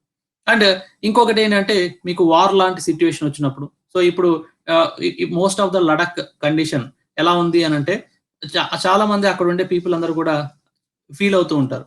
ఇప్పుడు ఇండియా చైనా మీకు వార్ చేయడం వల్ల అక్కడ టిబెట్ లో ఉండే పీపుల్ నార్మల్ పీపుల్, లడాక్ లో ఉండే నార్మల్ పీపుల్ చాలా మంది ఇబ్బందులు పడుతుంటారు. అప్పుడు ఏమవుతారు, అక్కడి నుంచి వేరే ప్లేస్ కి మూవ్ అవ్వాలనుకుంటారు. ఎస్, జీనోసైడ్ అనేది కూడా చెప్తారు. Genocide, so mass large scale గా పీపుల్ ని చంపేస్తే జీనోసైడ్ అని చెప్పని అంటారు. సో అలాంటివన్నీ కూడా మీకు కొన్ని కంట్రీస్ లో జరుగుతున్నాయి. దీని వల్ల కూడా పీపుల్ అందరూ కూడా మైగ్రేట్ అవుతుంటారు. ఓకే, అండ్ ఇక్కడ మైగ్రేషన్ జరిగితే అర్బన్ ఏరియాస్ లోని బెటర్ ఎడ్యుకేషన్ దొరుకుతుందని, అలాగే బెటర్ హెల్త్ ఫెసిలిటీస్ దొరుకుతాయి అని చెప్పని, ఇవన్నీ కూడా వేరియస్ రీజన్స్ అన్నమాట. అందుకని చెప్పని పీపుల్ అందరూ కూడా మైగ్రేట్ అవుతున్నారు. సో ఇలా మైగ్రేషన్ జరిగిన వాటిలోని మరి ఓఈసిడి వాళ్ళు క్యాలిక్యులేట్ చేసిన ఇండెక్స్ ప్రకారంగా ఫస్ట్ మైగ్రేషన్ ఎక్కడ జరుగుతుందంటే మీకు చైనాలో ఎక్కువగా జరుగుతున్నాయి. తర్వాత సెకండ్ పొజిషన్ వచ్చి ఇండియా అని చెప్పని తెలియజేశారు. ఓకే, సో ఇక్కడ ఇంటర్నేషనల్ మైగ్రేషన్ అవుట్లుక్ రిపోర్ట్ ఎవరు రిలీజ్ చేస్తారంటే ఓఈసిడి అనేది గుర్తుపెట్టుకోండి. ఓకే, నెక్స్ట్ క్వశ్చన్ అనేది చూద్దామండి. So what is the estimated production of kharif season? So kharif season లోని ప్రొడక్షన్ ఎంత అనేది రఫ్ గా మనకి ఉండే శాటిలైట్స్ ద్వారా మనం అసెస్మెంట్ చేయగలిగాము. సో మరి ప్రొడక్షన్ ఎంత ఉండొచ్చు అని చెప్పని గవర్నమెంట్ తెలియజేశారు. సో ప్రొడక్షన్ ఎంత ఉండొచ్చు అని చెప్పని గవర్నమెంట్ తెలియజేశారు. ఆన్సర్ చేయడానికి ప్రయత్నించండి అందరూ కూడా. సో ఈ నెంబర్స్ అనేవి ఒక్కొక్కసారి అడగడానికి స్కోప్ ఉంది, ఎందుకంటే మనకి అగ్రికల్చర్ అనేది ఒక చాప్టర్ ఉంది కాబట్టి ఇవన్నీ కూడా అడగచ్చు. ఆప్షన్ ఏ 124 మిలియన్ టన్స్ అంటున్నారు, option B 134 million tons, option C 144 million tons, option D 154 million tons. So ఇలా మీకు estimated production of kharif season 2020-21 లోని ఎంత ఉంటుంది అని చెప్పని అడుగుతున్నా. ఓకే, సో మనకి ఖరీఫ్ సీజన్ లో ఎక్కువగా ఏ క్రాప్ పండిస్తామండి? సో ఖరీఫ్ సీజన్ లోని మనం ఎక్కువగా ఏ క్రాప్ అనేది పండిస్తాము జనరల్ గా? ఎస్, ఎవరైనా చెప్పగలరా? Very good. So it is rice అని చెప్పానంట, వరి, రైస్. సో రైస్ అనొచ్చు, వరి అనొచ్చు. సో ఇక్కడ మనకి ఆ పర్టికులర్ ఖరీఫ్ సీజన్ లో ఎక్కువగా పండించిన పంట ఏది అంటే రైస్. సో అందులోని టోటల్ ప్రొడక్షన్ అనేది తీసుకుంటే ఇట్ ఈస్ 144 మిలియన్ టన్స్ అనేది ఈ ఇయర్ మనం ప్రొడక్షన్ అనేది చేసాం. So this is considered to be one of the highest అనమాట. ఇప్పటి వరకు ఒక సీజన్ లోని ఎక్కువగా పంట పండించింది ఎప్పుడు అంటే మీకు 2021 లోని జరిగిన ఖరీఫ్ సీజన్ అని చెప్పని అంటున్నారు. Okay, and at the same time మనం ఎక్కువగా పండించే పంట ఏంటంటే రైస్. అదే మీరు క్రాష్ క్రాప్స్, కమర్షియల్ క్రాప్స్ కి వెళ్తే షుగర్ కేన్, కాటన్ కూడా ఎక్కువగా పండిస్తుంటాము ఈ పర్టికులర్ సీజన్, ఖరీఫ్ సీజన్ లోనే అని చెప్పని తెలియజేశారు. Okay, next, which country has agreed to join Malabar exercise on India's request? So India request చేయగా మలబార్ ఎక్సైజ్ లో ఒక కంట్రీ జాయిన్ అయ్యారు. ఆ కంట్రీ పేరేంటి అని చెప్పని అడుగుతున్నా. ఓకే, సో ఆన్సర్ చేయడానికి ప్రయత్నించండి అందరూ కూడా. Option A Brazil, option B South Africa, option C Russia, option D Australia. So ఇక్కడ మీకు మలబార్ ఎక్సైజ్ లో జరిగినప్పుడు రీసెంట్ గా ఇండియా రిక్వెస్ట్ చేయగా ఏ కంట్రీ జాయిన్ అయ్యారు? ఓకే, సో ఇంతకు ముందు ఏంటంటే మలబార్ ఎక్సైజ్ అనేది ఫస్ట్ ఓన్లీ యుఎస్ తో మాత్రమే జరిగేది. తర్వాత మీకు జపాన్ ఇంక్లూడ్ అయింది. ఇప్పుడు ఇండియా రిక్వెస్ట్ చేయగా ఇంకొక 4th కంట్రీ ఇంక్లూడ్ చేయబడింది. సో ఆ కంట్రీ పేరేంటి అని చెప్పని అడుగుతున్నా. సో ఇక్కడ మనకి ఆన్సర్ అనేది చూస్తే ఇట్ ఈస్ ఆస్ట్రేలియా అని చెప్పని తెలియజేస్తారు. The answer is Australia. So ఇక్కడ మీకు మలబార్ ఎక్సైజ్ అనేది మీరు ఇక్కడ చూడొచ్చు. So first India and as well as USA ఈ మలబార్ ఎక్సైజ్ కండక్ట్ చేసేవాళ్ళు. తర్వాత జపాన్ జాయిన్ అయింది. ఇప్పుడు రీసెంట్ గా ఆస్ట్రేలియా జాయిన్ అయింది. సో యుఎస్ఏ ఇక్కడ, ఆస్ట్రేలియా ఇది. ఓకే, సో ఇలా మీకు ఆస్ట్రేలియా జాయిన్ అయింది అని చెప్పని తెలియజేస్తున్నారు. So the exercise would be scheduled on November 2020 అంటున్నారు. అండ్ ఇది మనకి 2020 లోని Bay of Bengal, Arabian Sea లోని జరుగుతుంది అని చెప్పని అంటున్నారు. 2019 లో అయితే కోస్ట్ ఆఫ్ జపాన్ లో జరిగింది అన్నారు. అయితే ఇక్కడ ఈసారి కొత్తగా కొన్ని మెజర్స్ తీసుకుంటున్నారు because of COVID-19 pandemic. Non contact at the sea format అనేది కొత్తగా ప్రిన్సిపల్ ఇంక్లూడ్ చేశారు. సో దట్ COVID-19 పాండమిక్ ని అరికట్టడానికి and at the same time safety measures అనేది తీసుకోవాలి అన్న ఉద్దేశంతో ఈ మలబార్ ఎక్సైజ్ అనేది కండక్ట్ చేస్తుంటారు. సో జనరల్ గా మ్యారిటైమ్ ఎక్సైజెస్ అనేది ఎందుకు కండక్ట్ చేస్తారు అండి? సో మీకు చాలా వరకు కూడా నేవల్ ఎక్సైజెస్ అనేవి ఉంటాయి కదా. సో మరి నేవల్ ఎక్సర్సైజెస్ ఎందుకు కండక్ట్ చేస్తారు, ఎవరైనా చెప్పగలరా? సో నేవల్ ఎక్సర్సైజెస్, సో మనకి రీసెంట్ గా శ్రీలంకతో జరిగింది, సెలినెక్స్ అని చెప్పని అంటారు. అలాగే మీకు రష్యా తోటి, థాయిలాండ్ తోటి, అలాగే అదర్ కంట్రీస్, చాలా కంట్రీస్ తోటి మీకు ఈ నేవల్ ఎక్సర్సైజెస్ అనేవి జరుగుతుంటాయి. ఎందుకు అని చెప్పానంటే, yes, defending from enemy, that is correct answer. అంటే ఏంటి, సెక్యూరిటీ అనేది ఉండాలి అని చెప్పని అంటారు. సెక్యూరిటీ ఫ్రమ్ ద ఎనిమీ అయి ఉండొచ్చు. Okay, and at the same time ఏంటంటే మనకి ట్రేడ్ జరుగుతుంటుంది, షిప్స్ మీద చాలా ట్రేడ్ జరుగుతుంటుంది. సో ట్రేడ్ జరిగినప్పుడు ఏంటంటే అక్కడ పైరేట్స్ ఉంటారు అన్నట్టు. సో పైరేట్స్ అనే వాళ్ళు ఉంటారు. సో వాళ్ళు షిప్స్ ని హైజాక్ చేసి అక్కడ ఉండేదంతా కూడా దోచుకోవడం అనేది జరుగుతుంది. సో వీళ్ళ నుంచి రక్షించుకోవాలి అంటే ఈ కంట్రీస్ మధ్యన కోఆర్డినేషన్ అనేది ఉంటే, ఒక నేవీ ఉన్నప్పుడు ఇంకొక నేవీ కూడా కరెక్ట్ గా కోఆర్డినేషన్ ఉంటే వాళ్ళని అరికట్టచ్చు అన్న ఉద్దేశంతో కూడా ఈ పర్టికులర్ ఎక్సర్సైజెస్ అనేవి జరుగుతుంటాయి. అండ్ ఇంకొకటి ఏంటంటే, ఎప్పుడైనా సరే వార్ వచ్చింది అనుకోండి, ఈ నేవీస్ మధ్యన కమ్యూనికేషన్ అనేది ఉండడానికి ఈ ఎక్సర్సైజెస్ అనేవి కండక్ట్ చేస్తూ ఉంటారు. సో ఇవన్నీ కూడా వేరియస్ టైప్స్ ఆఫ్ అడ్వాంటేజెస్, ఈ డ్రిల్స్ అనేవి చేయడం కానీ, ఎక్సర్సైజెస్ అనేవి చేయడం కానీ. So that is the point you need to remember.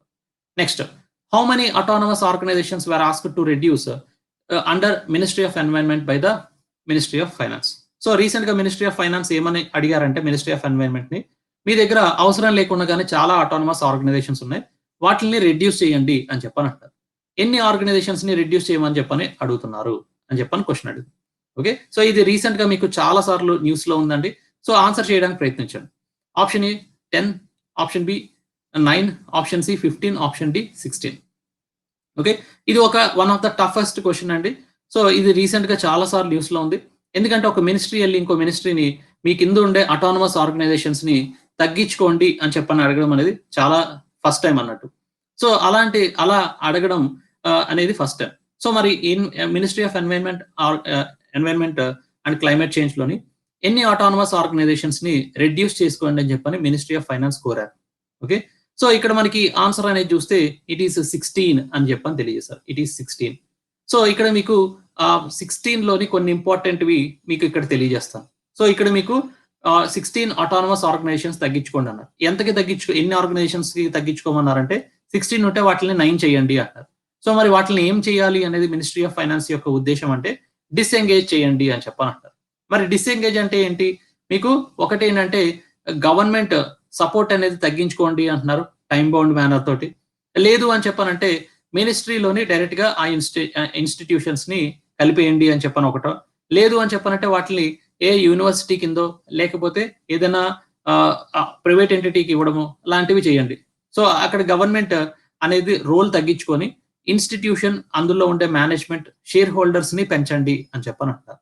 So అలా మీకు డిసెంగేజ్మెంట్ అంటే ఏంటంటే గవర్నమెంట్ యొక్క సపోర్ట్ తగ్గించేసి మీకు మేనేజ్మెంట్ అంతా కూడా ఆర్గనైజేషన్ కి ఇచ్చేయండి, మీరు ఒక యూనివర్సిటీ కింద ఫామ్ చేసుకొని మీ యొక్క ఫైనాన్స్ అనేది మీరు సపోర్ట్ చేసుకోవాలి అని చెప్పని అంటున్నారు. అలా మీకు కొన్ని ఆర్గనైజేషన్స్ ని ఏం చేస్తున్నారంటే, ఇప్పుడు wild life institute of India అనేది ఒకటి, తర్వాత Indian institute of forest management అని చెప్పని ఉంటుంది. సో అవన్నీ కూడా ఏం చేస్తున్నారు, యూనివర్సిటీస్ కింద చేస్తున్నారు. యూనివర్సిటీస్ కింద ఎందుకు చేస్తున్నారు, యూనివర్సిటీ కింద చేంజ్ చేసినప్పుడు వాళ్ళ ఫైనాన్స్ అనేది వాళ్ళే చూసుకోవడం అనేది జరుగుతుంది మోస్ట్ ఆఫ్ ద యూనివర్సిటీస్ లో. అప్పుడు గవర్నమెంట్ తన యొక్క బడ్జెట్ అనేది తగ్గించుకోవచ్చు, బడ్జెట్ ఎలకేషన్ అనేది తగ్గించుకోవచ్చు అన్న ఉద్దేశంతో ఇవన్నీ చేస్తున్నారు అని చెప్పని అన్నారు. Okay, that is one. ఇంకో కొన్ని ఆర్గనైజేషన్స్ ఏంటంటే మీరు యాజ్ ఇట్ ఈస్ కంటిన్యూ చేయొచ్చు, కొన్ని ఆర్గనైజేషన్స్ ని మీరు మినిస్ట్రీలో కలిపేయండి అంటారు. యాజ్ ఇట్ ఈస్ గా కంటిన్యూ చేయాల్సిన ఆర్గనైజేషన్స్ ఏంటంటే central pollution control board, central zoo authority, national tiger conservation authority, national biodiversity, వీటిని మట్టుకు కంటిన్యూ చేయండి. Rest of the other organisations అన్నిటిని కొన్ని మెర్జ్ చేసేయండి, లేదంటే కొన్ని ప్రైవేట్ పరం చేయండి, కొన్ని యూనివర్సిటీస్ కింద చేయండి అని చెప్పనట్టు. This is the first time అనమాట ఒక మినిస్ట్రీ ఆఫ్ ఫైనాన్స్ వచ్చి మినిస్ట్రీ ఆఫ్ ఎన్వైరన్మెంట్ ని అవసరం లేని ఆర్గనైజేషన్స్ అన్నింటిని క్లోజ్ చేసేయండి అని చెప్పని అన్నారు అన్నట్టు. సో అందుకని చెప్పని న్యూస్ లో ఉంది. So that is the point you need to remember. Next, ministry of agriculture farmers welfare has launched Ayushman Sahakar అనేది స్కీమ్ లాంచ్ చేశారు.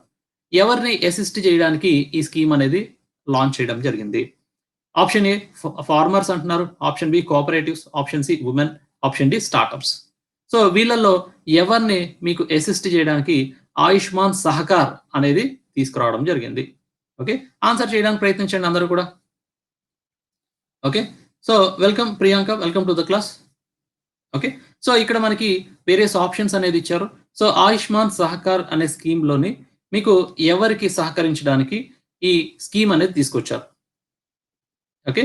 సో ఇది ఈ కొత్తగా తీసుకొచ్చిన scheme ministry of agriculture and farmers welfare. So ఇక్కడ మనకి ఆన్సర్ అనేది చూస్తే ఇట్ ఈస్ కోఆపరేటివ్స్ అని చెప్పనంటారు. కోఆపరేటివ్స్. ఓకే. సో ఇక్కడ మనకి ministry of agriculture and farmer welfares వాళ్ళు ఆయుష్మాన్ సహకార్ అనేది తీసుకొచ్చారు. జనరల్‌గా ఆయుష్మాన్ భారత్ అనే స్కీమ్ అనేది ministry of health and family welfare అమలు చేస్తారు. కానీ ఇక్కడ మీకు ఆయుష్మాన్ సహకార్ అనేది ఎవరు అమలు చేస్తున్నారు? Ministry of agriculture and farmers welfare వాళ్ళు అమలు చేస్తున్నారు. అయితే ఎందుకు అలా ఈ సహకారం అనేది అగ్రికల్చర్ మినిస్ట్రీలోకి తీసుకొచ్చారు అంటే, మీకు ఈ హెల్త్ కావాల్సిన కోఆపరేటివ్స్ అన్నిటికి కూడా ఎన్‌సిడిసి సహకారం అనేది చేస్తుంది. Okay. National cooperative development council అనేది మీకు మినిస్ట్రీ ఆఫ్ అగ్రికల్చర్ కింద ఉంది. ఈ కోఆపరేటివ్స్ అన్నిటికి కూడా సహకరించే ఆర్గనైజేషన్ ఏంటి? ఎన్‌సిడిసి. అందుకని చెప్పని ఆయుష్మాన్ సహకార్ అనేది మినిస్ట్రీ ఆఫ్ అగ్రికల్చర్‌కి వస్తుంది. మరి ఆయుష్మాన్ సహకార్‌లో ఏం చేస్తారు అంటే ఎవ్రీ కోఆపరేటివ్‌కి సహకరిస్తారు. దేనికి సహకరిస్తారు? ఎప్పుడైతే అవి హెల్త్ కేర్ ఇన్‌ఫ్రాస్ట్రక్చర్ కంట్రీలో ఎస్టాబ్లిష్ చేస్తారో, వాటికి కావాల్సిన లోన్స్ అన్ని కూడా గవర్నమెంట్ అందించడం అనేది జరుగుతుంది. ఈ ఎన్‌సిడిసి వాళ్ళు అందించడం అనేది జరుగుతుంది అని చెప్పనన్నారు. సో దట్ మీకు రూరల్ ఏరియాస్‌లోని, అర్బన్ ఏరియాస్‌లోని, పర్టిక్యులర్‌లీ ట్రైబల్ ఏరియాస్‌లోని హెల్త్ ఇన్‌ఫ్రాస్ట్రక్చర్ ఇంప్రూవ్ చేసుకోవడానికి ఈ తరహా అప్రోచ్ అనేది చాలా వరకు హెల్ప్‌ఫుల్‌గా ఉంటుంది అని చెప్పని ఉద్దేశంతోటి హెల్త్ కేర్ ఇన్‌ఫ్రాస్ట్రక్చర్ డెవలప్ చేసిన ప్రతి ఒక్కళ్ళకి కూడా ఫైనాన్షియల్ ఇన్సెంటివ్స్ ఇస్తూ కోఆపరేటివ్స్ ద్వారా ఎస్టాబ్లిష్ చేయించడం అనేది జరుగుతుంది. సో అలా కోఆపరేటివ్స్ తోటి ఎవరైతే ఎస్టాబ్లిష్ చేస్తారో అక్కడ ఇంటీరియర్ ఏరియాస్‌లో కూడా మనకి హెల్త్ సర్వీసెస్ అందించొచ్చు అన్న ఉద్దేశంతోటి మీకు ఈ తరహా అప్రోచ్ అనేది ఫాలో అవుతున్నారు. ఇక్కడ స్టాఫ్ అని చెప్పనంటే ఏంటంటే జనరల్‌గా ఏంటంటే మీకు అంగన్వాడీ సెంటర్స్ లోని కొంతమందికి ట్రైనింగ్ ఇస్తారు. వాళ్ళని స్టాఫ్ కింద ఉపయోగించుకోవచ్చు. సో అలా మీకు మినిస్ట్రీ ఆఫ్ అగ్రికల్చర్ వాళ్ళు ఈ కొత్తగా స్కీమ్ అనేది తీసుకొచ్చారు. Okay. Sir would you repeat NCDC for national cooperative development council అని చెప్పనంటారు. ఎన్‌సిడిసి అంటే. Okay. So that is the organization. వాళ్ళు ఒక ఎన్‌సిడిసి ఫండ్ అనేది క్రియేట్ చేశారు. క్రియేట్ చేసి పీపుల్ అందరికీ కూడా కోఆపరేటివ్ సొసైటీస్ ద్వారా ట్రైనింగ్ అనేది ఇప్పించి అక్కడ రూరల్ ఏరియాస్, ట్రైబల్ ఏరియాస్‌లోని హెల్త్ కేర్ ఇన్‌ఫ్రాస్ట్రక్చర్ అనేది డెవలప్ చేస్తున్నారు. So that is the point you need to remember. Next. So CSIR. Okay. CSIR వాళ్ళు రీసెంట్‌గా హీయింగ్ కల్టివేషన్ ప్రాజెక్ట్ అనేది స్టార్ట్ చేశారు. మరి హీయింగ్ అంటే ఏంటండి? సో హీయింగ్ అంటే ఏంటి అని చెప్పని అడుగుతున్నా. సో హీయింగ్ కల్టివేషన్ ప్రాజెక్ట్ అనేది స్టార్ట్ చేశారు CSIR. So what is considered to be hing అని చెప్పని అంటున్నారు. ఓకే. సో ఆన్సర్ చేయడానికి ప్రయత్నించండి. ఆప్షన్ ఏ ప్లాంట్ అంటున్నారు. ఆప్షన్ బి యానిమల్ అంటున్నారు. Option C microorganism. Option D all the above. So వీటిల్లోని హీయింగ్ అని చెప్పనేది దేనికి సంబంధించింది అని చెప్పని అడుగుతున్నా. సో హీయింగ్ అనేది దేనికి సంబంధించింది అని చెప్పని అడుగుతున్నా. ఓకే. సో ఈ పర్టిక్యులర్ హీయింగ్ కల్టివేషన్ అనేది జనరల్‌గా మనం ఎక్కడి నుంచి తీసుకొచ్చామంటే ఆఫ్ఘనిస్తాన్, ఇరాన్ ప్లేసెస్‌లో మీకు ఆ ప్లాంట్ అనేది దొరుకుతుంది. దాన్ని తీసుకొచ్చి మన దగ్గర ఇప్పుడు హిమాలయన్ స్టేట్స్‌లో ఈ ప్లాంట్‌ని కల్టివేట్ చేయాలి అన్న ఉద్దేశంతోటి సీఎస్ఐఆర్ వాళ్ళు హీయింగ్ కల్టివేషన్ ప్రాజెక్ట్ అనేది స్టార్ట్ చేశారు. ఓకే. సో ఇక్కడ మీకు చాలా వరకు కూడా ఈ ప్లాంట్ అనేది ఉంటుందండి. సో ఈ ప్లాంట్ అనేది జనరల్‌గా మనకి మెడిసిన్‌లో చాలా వరకు ఉపయోగిస్తాము అని చెప్పని సీఎస్ఐఆర్ వాళ్ళు తెలియజేశారు. సో అలా ఉపయోగించడం వల్ల ఏంటంటే మెడిసినల్ ప్లాంట్స్ అనేవి ఆయుర్వేదలోని, మన యునానీలోని చాలా వరకు ఉపయోగిస్తారు కాబట్టి దాని యొక్క కల్టివేషన్ అనేది కమర్షియలైజ్ చేయాలి అన్న ఉద్దేశంతోటి హీయింగ్ కల్టివేషన్ ప్రాజెక్ట్ అనేది తీసుకొచ్చారు. ఓకే. సో ఇది మనకి ఆఫ్ఘనిస్తాన్, ఇరాన్ నుంచి తీసుకొచ్చి హిమాలయన్ కంట్రీస్‌లోని మీకు గ్రో చేయడం అనేది జరుగుతుంది. ఓకే. అసఫోటోడియా అని చెప్పనేది కూడా దీని యొక్క నేమ్. ఓకే. అలా మీకు దాని యొక్క రూట్స్ గాని, లీవ్స్ గాని, లేకపోతే సీడ్స్ గాని అన్నీ కూడా ఉపయోగపడతాయి. So that is the advantage of that plant. Next. Frontier technologies cloud innovation centre was set up by which of the following organisation? So frontier technologies అని చెప్పనంటే మనకి చాలా వరకు ఇన్నోవేటివ్ టెక్నాలజీస్ బయట నుంచి తీసుకుంటున్నాము. అవన్నీ కూడా ఫ్రాంటియర్ టెక్నాలజీస్ అనొచ్చు. సో అవన్నీ మనం నేర్చుకోవడానికి ఒక క్లౌడ్ ఇన్నోవేషన్ సెంటర్స్ అనేది సెటప్ చేస్తున్నారు. సో ఏ ఆర్గనైజేషన్ ఈ క్లౌడ్ ఇన్నోవేషన్ సెంటర్ అనేది సెటప్ చేయడం అనేది జరిగింది? సో ఆన్సర్ చేయడానికి ప్రయత్నించండి అందరూ కూడా. క్లౌడ్ ఇన్నోవేషన్ సెంటర్ ఎవరు స్థాపించారు, ఎవరు స్టార్ట్ చేశారు? Option A CSIR, option B NITI Aayog, option C IIT Delhi, option C IIT Delhi, option D Apple. So ఇక్కడ మెన్షన్ చేసిన వాటిలో ఏ పర్టికులర్ ఆర్గనైజేషన్ మీకు క్లౌడ్ ఇన్నోవేషన్ సెంటర్ అనేది స్టార్ట్ చేశారు? Okay, so cloud innovation centre అనేది ఎవరు స్టార్ట్ చేయడం అనేది జరిగింది అని చెప్పని అడుగుతున్నాను. సో ఇక్కడ మనకి ఏంటంటే ఫ్రాంటియర్ టెక్నాలజీస్ అనేవి అని చెప్పని different type of advanced technologies అన్ని కూడా యూసేజ్ లో ఉంటున్నాయి, అదర్ కంట్రీస్ లో డెవలప్ చేసి ఇక్కడ ఉపయోగిస్తున్నవి. ఓకే, సో అవన్నీ కూడా డెవలప్ చేయడానికి క్లౌడ్ ఇన్నోవేషన్ సెంటర్ అనేది ఎస్టాబ్లిష్ చేశారు. సో ఇప్పుడు మన లీడర్ బోర్డ్ అనేది చూస్తే మీకు తాహిర్, సౌమ్య, చందన, అపూర్వ, తోట శ్రీను, నాగమణి, ఓకే, బాలాజీ, అస్మా షేక్, శివాయం అండ్ ఉపేంద్ర వీళ్ళందరూ బాగా ఆన్సర్ చేశారండి. కొంతమంది లేట్ గా రావడం వల్ల కుదరలేదు, ఓకే, ఆన్సర్ చేయలేకపోయారు. బట్ హవెవర్ మనకి కరెంట్ అఫైర్స్ క్రాక్ చేయడానికి ఏంటంటే జనరల్ గా నా అప్రోచ్ ఏంటంటే ఫస్ట్ మీరు అందరూ కూడా యూట్యూబ్ సెషన్స్ ఏవైతే నేను కండక్ట్ చేస్తున్నానో 9:30 PM కి ఆ క్లాసెస్ వినండి. ఓకే, రఫ్ గా మీకు ఒక కరెంట్ అఫైర్స్ మీద అవగాహన అనేది వస్తుంది. సేమ్ అలాంటి అవే క్వశ్చన్స్ అనేవి ఇక్కడ మనకి రిపీట్ చేయడం వల్ల మీకు ఆ కరెంట్ అఫైర్స్ మీద గుర్తుండిపోవడానికి స్కోప్ ఉంటుంది. ఇది రివిజన్ 2 అన్నమాట. మనకి స్పెషల్ క్లాసెస్ లో నేను కండక్ట్ చేస్తాను. సో అలా మీకు ఏదైతే న్యూస్ పేపర్ లో రావో, okay, and at the same time various websites నుంచి కలెక్ట్ చేసి క్వశ్చన్స్ రూపంలో మీకు అందిస్తున్నాం. మనకి ఎగ్జామినేషన్ పాయింట్ ఆఫ్ వ్యూలో రిలవెంట్ ఉండవే మీకు క్వశ్చన్స్ రూపంలో ఇస్తాం, ఆ ఇర్రెలవెంట్ మనం ఏమి కూడా డిస్కస్ చేయం. సో అందుకని చెప్పని మీకు ఈ క్లాసెస్ అన్ని కూడా ఉపయోగపడతాయి. So that is my advice. Okay, so ఇలా మీకు రివిజన్ 1, రివిజన్ 2 రెండు ఉంటాయి కాబట్టి మీకు కరెంట్ అఫైర్స్ మీద ఒక గ్రిప్ అనేది వస్తుంది. So this is the approach which I have developed. So అది మీరు ఫాలో అవ్వండి. అలాగే మనకి నెక్స్ట్ కమింగ్ డేస్ లోని మనకి వేరియస్ బ్యాచ్ కోర్సెస్ అనేవి స్టార్ట్ అవుతున్నాయి, అలాగే ఇండివిజువల్ కోర్సెస్ స్టార్ట్ అవుతున్నాయి. సో నా ఇండివిజువల్ కోర్స్ అనేది తీసుకుంటే మీకు Indian polity course complete course almost ఒక 70+ అవర్స్ ఉంటాయి. అది మనకి November 2nd 3 PM నుంచి స్టార్ట్ అవుతుందండి. అందరూ కూడా ఆ క్లాస్ అనేది అటెండ్ అవ్వచ్చు. ఓకే, అలాగే ఆంధ్రప్రదేశ్ ఎకానమీ అనేది కూడా November 2nd 7 PM నుంచి స్టార్ట్ అవుతుంది. ఇక్కడ కూడా ఒక 20+ అవర్స్ అనేవి ఉన్నాయి. సో అది ఆ క్లాసెస్ కూడా మీరు వినవచ్చు. And at the same time మీకు ఇక్కడ కరెంట్ అఫైర్స్ అనేవి నెక్స్ట్ 29th and 30 ఇక్కడ మీకు స్పెషల్ క్లాసెస్ అనేవి జరుగుతాయి 3 PM కి. ఓకే, అందరూ కూడా ఆ క్లాస్ అనేది అటెండ్ అవ్వచ్చు. యూట్యూబ్ లింక్ అనేది ఏంటంటే మీరు అన్అకాడమీ ఏపీపీఎస్సి టీఎస్పీఎస్సి అని చెప్పని క్లిక్ చేస్తే యూట్యూబ్ లోని మీకు రేంజ్ ఆఫ్ క్లాసెస్ వస్తే మన క్లాస్ వచ్చి 9:30 PM కి ఉంటుంది. సో ఎవ్రీడే మనకి 9:30 PM కి ఈ స్పెషల్ క్లాస్ అనేది జరుగుతుంది. Okay, so these are the basic information. So నేను అడిగిన క్వశ్చన్ కి రేపు క్లాస్ లో నేను ఆన్సర్ ఇస్తాను. ఓకే, సో ఏదైతే ఫ్రాంటియర్ టెక్నాలజీ గురించి క్వశ్చన్ అడిగానో అదే మీకు రేపు క్లాస్ మళ్ళీ సేమ్ 3 PM కి ఉంటుంది. ఆ టైంకి మీకు ఆన్సర్ అనేది ఇస్తాను. ఓకే, అండ్ కొత్తగా మీకు ఎవరైతే అన్అకాడమీలో జాయిన్ అయ్యారో వాళ్ళందరూ కూడా ఒకవేళ సబ్స్క్రిప్షన్ తీసుకోవాలి అని అనుకుంటున్నారో వాళ్ళందరూ కూడా మోహన్ బి లైవ్ అనే రిఫరల్ కోడ్ ఉపయోగించండి. మీకు 10% డిస్కౌంట్ తో పాటు నేను గైడెన్స్ అనేది ఇవ్వడానికి స్కోప్ ఉంటుంది. Okay, so with this I'm concluding the class guys. Thank you very much for all the people who have attended the classes. Leader board ఇచ్చాను కదండి, ఇప్పుడే ఇచ్చాను. ఇచ్చిన తర్వాత మీకు క్లోజ్ చేశాను అనమాట ఇప్పుడు. ఓకే, సో లీడర్ బోర్డ్ ఇచ్చేస్తాను నేను. Okay, so with this I am concluding the class guys. Thank you very much for all the people who have attended the class. Wish you all the best.